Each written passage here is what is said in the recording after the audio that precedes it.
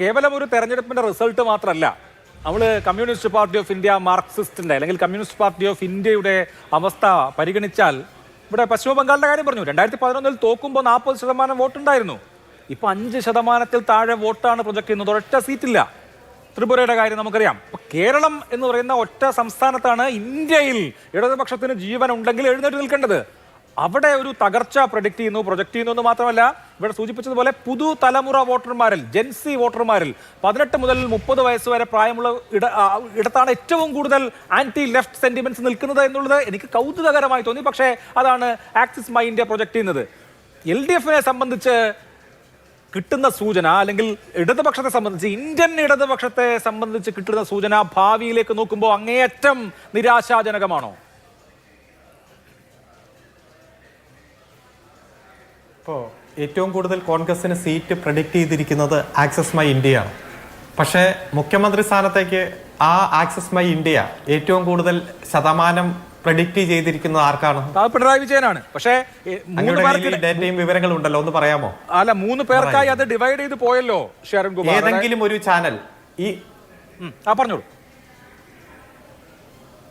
ഞാൻ ചോദിക്കട്ടെ, എല്ലാ സർവേകളും UDFന് വേണ്ടി പ്രഡിക്റ്റ് ചെയ്യുമ്പോഴും മുഖ്യമന്ത്രി സ്ഥാനത്തേക്ക് ഏറ്റവും കൂടുതൽ ശതമാനം പ്രഡിക്റ്റ് ചെയ്യുന്ന ഏക വ്യക്തി സഖാവ് പിണറായി വിജയനാണ്. മറ്റൊരു ചാനലും പിണറായി വിജയന് പകരമായി ഈ UDFന് ഇത്ര സീറ്റ് പറയുമ്പോഴും UDFന്റെ പ്രതിനിധിയായി ഒരാളെയും പിണറായി വിജയനേക്കാൾ കൂടുതൽ ശതമാനം കൊടുക്കുന്ന, ഒരു 0.1% പോലും കൊടുക്കുന്ന ഒരു സാഹചര്യം ഉണ്ടായിട്ടില്ല. അതിൽ നിന്ന് മനസ്സിലാക്കുന്നത് ഭരണവിരുദ്ധ വികാരം ഇവിടെ ഇല്ല എന്നതാണ്. മുന്നിൽ നിന്ന് നയിച്ച പിണറായി വിജയനെ തന്നെ ഈ കേരളത്തിലെ ജനങ്ങൾ മുഖ്യമന്ത്രിയായി കാണണം. ഏറ്റവും കൂടുതൽ ശതമാനം, അതായത് 90 സീറ്റ് പ്രൊഡക്റ്റ് ചെയ്യുമ്പോഴും ശ്രീ പിണറായി വിജയനും തൊട്ടു പുറകിലുള്ള VD സതീശനും തമ്മിലുള്ള വ്യത്യാസം അങ്ങേക്ക് കൃത്യമായിട്ട് മനസ്സിലാക്കാൻ കഴിയും. അപ്പോ ഭരണവിരുദ്ധ വികാരം ഇല്ല എന്നത് തന്നെയാണ് അതിന്റെ അർത്ഥം. പിന്നെ ഇത്തരം സർവേകളുടെ എല്ലാം ആധികാരികമായിട്ടൊരു ബിന്ദു 10 വർഷം ആയില്ലോ, അതുകൊണ്ടൊന്ന് മാറണ്ടേ, മാറ്റം വേണ്ടേ, ഇനിയും തുടരണമോ എന്ന രൂപത്തിലേക്കുള്ള ഒരു ചർച്ചയും ചോദ്യങ്ങളും എല്ലാം കൃത്യമായി സെറ്റ് ചെയ്തുകൊണ്ടുള്ള ഒരു സർവേ ആയിട്ടാണ് മനസ്സിലാക്കുന്നത്. അതുകൊണ്ട് ഞങ്ങൾ ഇതിന് വലിയ പ്രാധാന്യം കാണുന്നില്ല. കാരണം എല്ലാവരും ഒറ്റ സ്വരത്തിൽ പിണറായി വിജയൻ തന്നെ ഇത്രയും കൂടുതൽ ശതമാനം, രണ്ടാമത് നിൽക്കുന്ന ആളെക്കാൾ വലിയ വ്യത്യാസത്തിന്റെ തന്നെ സഖാവ് പിണറായി വിജയനെ മുഖ്യമന്ത്രി സ്ഥാനത്തേക്ക് നിർദ്ദേശിക്കുന്ന ഒരു സാഹചര്യം ഉള്ളപ്പോൾ ഈ സർവേയുടെ മറ്റ് സാഹചര്യങ്ങളൊക്കെ നമുക്ക് കൃത്യമായിട്ട് മനസ്സിലാക്കാം. തമിഴ്നാട്ടിലടക്കം ഇപ്പൊ പറഞ്ഞു ഏകദേശം ഒരു ചാനൽ മാത്രം. ഒരു സെക്കൻഡ് ഷാർഗുൺ പറയും, ഞാനത് താങ്കൾ പറഞ്ഞില്ല എന്ന് പറഞ്ഞുകൊണ്ട് ഞാനത് വായിക്കാം. Axis my India, whom would you like to be the next chief minister? ഏറ്റവും കൂടുതൽ വോട്ട് പിണറായി വിജയനാണ്, 33%.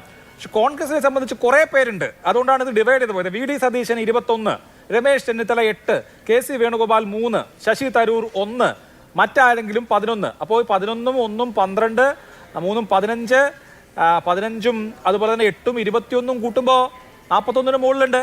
അതേസമയം LDFനോ Pinarayi Vijayan 33, KK Shailaja 2, any other candidates from LDF 5, 5 2 7, 33 40. അപ്പം മൊത്തത്തിൽ നോക്കിക്കഴിഞ്ഞാൽ UDFന് തന്നെ കൂടുതൽ. അല്ല, ഒരു മുന്നണി രാഷ്ട്രീയമുള്ള ഒരു സംസ്ഥാനത്ത് ആ മുന്നണി രാഷ്ട്രീയത്തിന്റെ ഭാഗമായി ഏറ്റവും മുന്നിൽ നിൽക്കുന്ന കക്ഷി, മുന്നിൽ നിന്ന് നയിക്കുന്ന കക്ഷി ഏത്, ആ കക്ഷിയുടെ ലീഡർ ഏത് എന്നതിനെ കുറിച്ചൊരു ധാരണയുണ്ട്. ആര് നയിച്ചാലാണ് ആ മുന്നണിക്ക് കെട്ടുറപ്പുണ്ടാക്കുക, അതിന്റെ ഭാഗമായി ഗവൺമെന്റിന് കെട്ടുറപ്പുണ്ടാക്കുക, ആ സംസ്ഥാനത്തിന് കെട്ടുറപ്പുണ്ടാക്കുക എന്നതാണ് ചിന്തിക്കുക. അല്ലാതെ ഏതെങ്കിലും ഒരു ഇൻഡിവിജ്വൽ അങ്ങ് ഡിവൈഡ് ചെയ്തു പോയി എന്ന് പറഞ്ഞ കാര്യമില്ല. ജനാധിപത്യത്തിൽ ഡിവൈഡ് ചെയ്തു പോയാൽ അവർക്ക് ഭരിക്കാൻ കഴിയില്ല. അത് തന്നെയാണ് ജനാധിപത്യത്തിൽ ഇത്തരത്തിലുള്ള മുന്നണി രാഷ്ട്രീയത്തിന്റെയൊക്കെ ഒരു പ്രത്യേകത. അതുകൊണ്ട് ഇവിടെ സഖാവ് പിണറായി വിജയന് പകരക്കാരനായിട്ട് ഒരാളെ പോലും മറുഭാഗത്ത് ചൂണ്ടിക്കാണിക്കാൻ ഇല്ല എന്നത് തന്നെയാണ് അതിന്റെ അർത്ഥം. ഡിവൈഡ് ചെയ്തു പോയി എന്ന് പറയുന്നത് അതിന്റെ ഒരു മറുപടിയൊന്നുമല്ല. അപ്പൊ അതുകൊണ്ട് ഞങ്ങളെ സംബന്ധിച്ചിടത്തോളം ഈ കാര്യത്തിൽ ഞാൻ ആദ്യം സൂചിപ്പിച്ചതുപോലെ തന്നെ ഒരു മേഖലയിൽ കുറവുണ്ടെങ്കിൽ അടുത്ത മേഖലയിൽ നിന്ന് അത് ആർജിക്കാൻ വേണ്ടിയിട്ടുള്ള എല്ലാ നയതന്ത്രവും ഈ തെരഞ്ഞെടുപ്പിൽ ഞങ്ങൾ കൃത്യമായിട്ട് പയറ്റിയിട്ടുണ്ട്.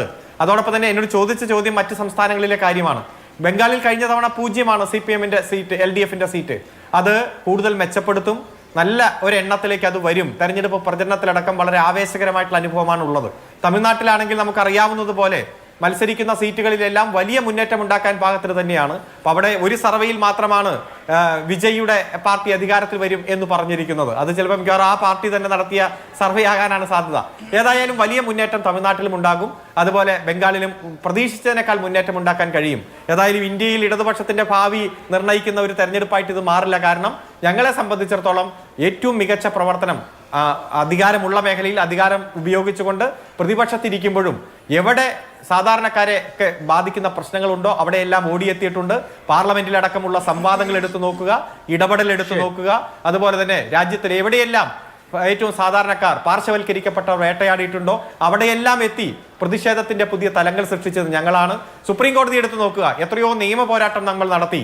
അതുപോലെ ബിൽക്കീസ് ബാലുവിന്റെ കേസുമായി ബന്ധപ്പെട്ടുകൊണ്ട്, ഇലക്ട്രൽ ബോണ്ടുമായി ബന്ധപ്പെട്ടുകൊണ്ട്, ബുൾഡോസർ രാജുമായി ബന്ധപ്പെട്ടുകൊണ്ടെല്ലാം ഞങ്ങൾ നടത്തിയ നിയമ പോരാട്ടം തന്നെയാണ് ഈ രാജ്യത്തെ യഥാർത്ഥ പ്രതിപക്ഷത്തിന്റെ ശബ്ദമായി അത് അലയടിച്ചു ഉയർന്നത്. അതുകൊണ്ട് എക്സിസ് പോളൊക്കെ ഇവിടെ നിൽക്കട്ടെ, 4-5 ദിവസം കഴിഞ്ഞ് നമുക്ക് ചർച്ചയുടെ ഭാഗമായി ഏറ്റവും ആത്മവിശ്വാസത്തോടെ ഞങ്ങൾ ഈ ഫലത്തെ നോക്കി കാണും.